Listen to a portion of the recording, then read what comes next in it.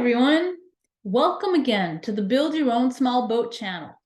Just to recap where we are, I'm building my own small stitch and glue sailboat from a kit provided by a company called Chesapeake Light Craft. The boat itself is called the Eastport Nesting Pram, and in the previous video where I was constructing the boat, I'd started putting together the bottom and side planks. Well, it's actually been a few weeks since that video came out, and there's a reason, and you're going to hear all about it right now if you stay right here. Though I wish I could say I've been on an exotic vacation or even just enjoying the beautiful scenery like you see behind me.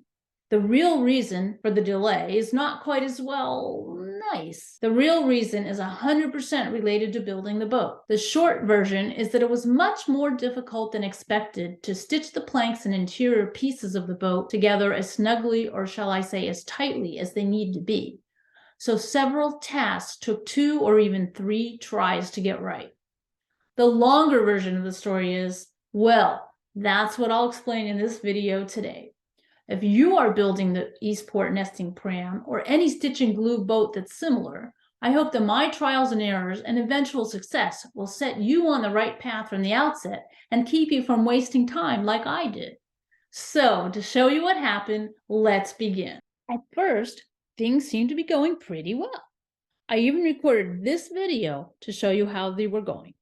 At the end of the last episode, as I explained, I was starting to do the stitching part of the Eastport Nesting Pram, our stitch and glue boat. So I've done a little bit more, and here's what it looks like. I got the first panel on each side. Here's what one of those stitches looks like up close. Here's the top. And underneath is just a twisted pair of wires. It looks kind of messy, but it works. Here's what it looks like running all the way from the bow to the stern. Here I am putting the second panel on the port side. Each side took me about half an hour. But it didn't take long before things started going a little differently. In some places, it was a little hard to get the boards to align correctly. The manual says they only have to be aligned loosely, so not to worry about it. Well, I'm not going to worry about it now. Maybe I should have known that this is where the trouble would start. Oh no! Why, boom? You'll find out in a minute. Yes, I'm going to keep you in a little suspense. First, let me just mention a couple of things that I learned along the way that were not part of this overall problem. First, before this point, I was using a needle nose pliers to twist the wires because I already had one of those. But then a nice family member gave me a present and ordered these, called lineman's pliers, which helped a lot. Now, no one is paying me to suggest this, I just want to make that clear, but they were only $8 on Amazon.com, and in my opinion, they helped so much that they were worth it. I'll put a link to these in the description below.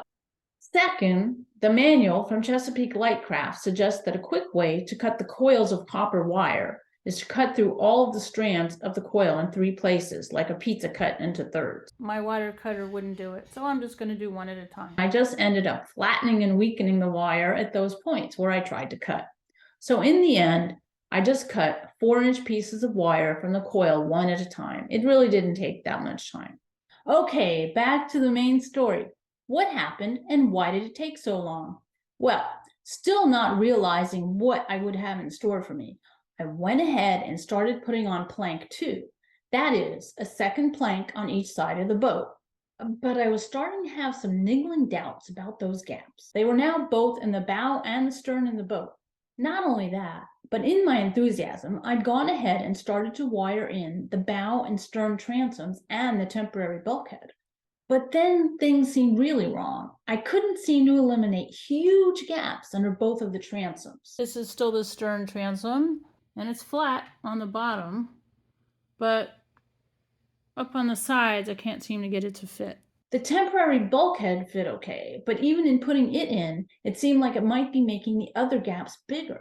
As to fit it in, I actually had to press the sides of the boat further apart. Well, it was already the evening of a long holiday weekend, so I couldn't call Chesapeake Light Craft to ask about it. So instead, I turned to the Builders Forum on the Chesapeake Light Craft website. This is a message board where wooden boat builders post questions and answers to help each other out. I almost immediately got an answer from Laszlo. Thanks, Laszlo!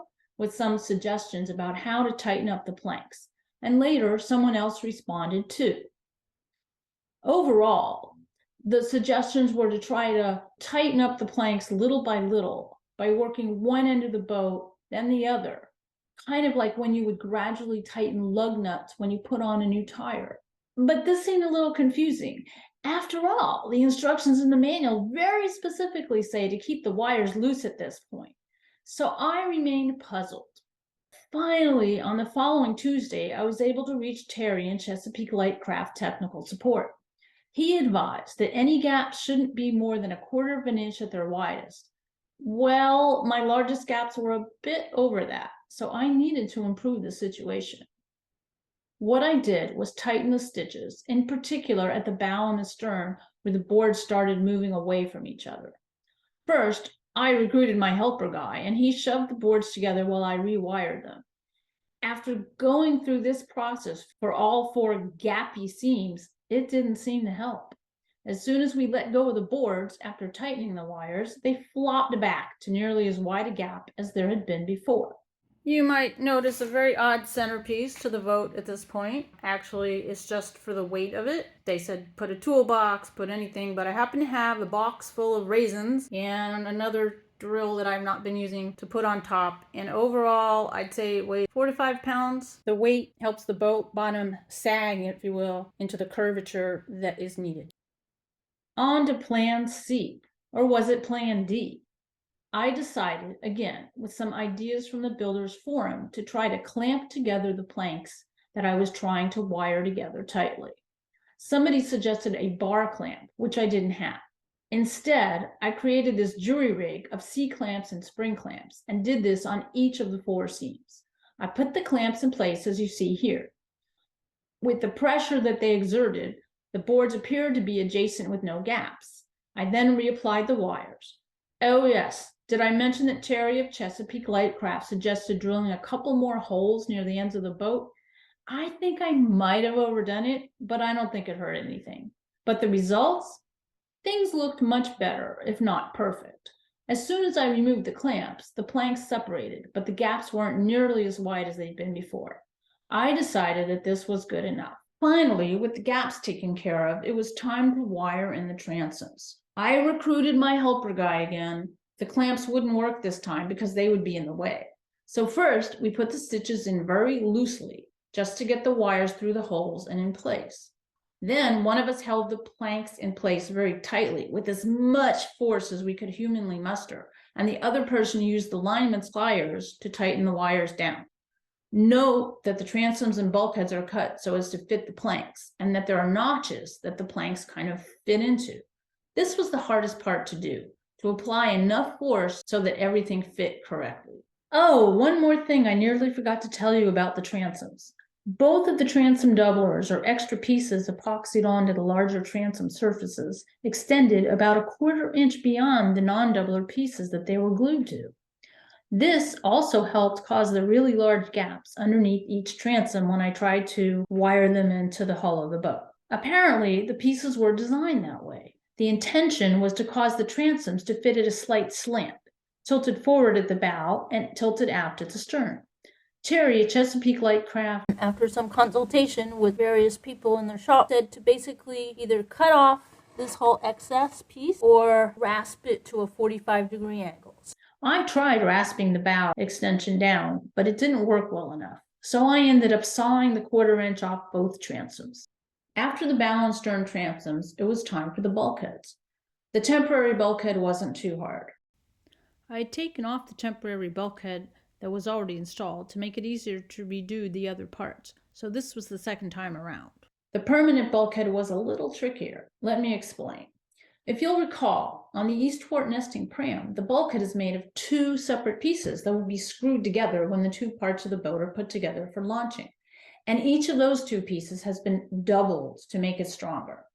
So we're actually talking about 4 pieces of plywood separated by a cardboard corrugated temporary separator between them that has to be all wired in at once.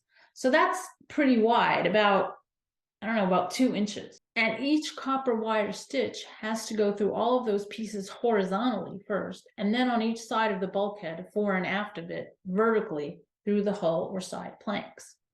The first thing I found was that I couldn't get the wires to go through all the pieces horizontally. It seemed as though the holes intended for the wire were not 100% lined up. So I re-drilled them while all the pieces in the sandwich were all bolted together. Chesapeake Lightcraft also suggested I drill these holes with a slightly larger drill bit to make it easier to find the holes to thread the copper wire through. So I'm going to use a 5/64 inch drill bit, so slightly bigger. Here we go. So it turns out that this drill bit, or any of the ones that I have, aren't long enough to go through all pieces of the wood, because this end of it starts pushing into the wood on the top. So I flipped the board over and drilled through from the other side, and in most cases it seemed to work. In a couple cases I had to re-drill the holes from the other side. The second thing I found that was puzzling was that there seemed to be more holes in the hull planks than made sense if I was just supposed to wire in the bulkhead as I've just described. It seemed like there was an extra middle row of holes that would end up not being used. See this one that goes down the middle in between these other two? That will be in the middle of the 1 1/4 width sandwich. Once again, I called Chesapeake Lightcraft and spoke to Terry. He said to just ignore that row and any extra holes. Third, I found it very difficult to get the wires situated correctly in the holes. Once a wire is bent at all, it's really hard to thread it through a hole, but you have to bend the wires in order to get them to align in the right direction, down or sideways through the hull. Once again, it paid off to talk to Terry. He suggested threading the wires horizontally at first, then bending them up at a high angle and using the needle nose pliers to push the wire through the hole vertically. Then as soon as there's enough to grab on the other side, pull the wire through. It's kind of an upside down U, and he did advise me to put the horizontal part in first and then do the sides. It took a little finagling, but it worked. Finally, all was done for this stage. And that's where things are now. There's the bow transom, here's the bulkhead, the temporary bulkhead, and the stern transom. It's been 2.5 weeks since I started stitching the boat together, but the transoms and bulkheads are in place, and it's time to wire on the 3rd and 4th planks.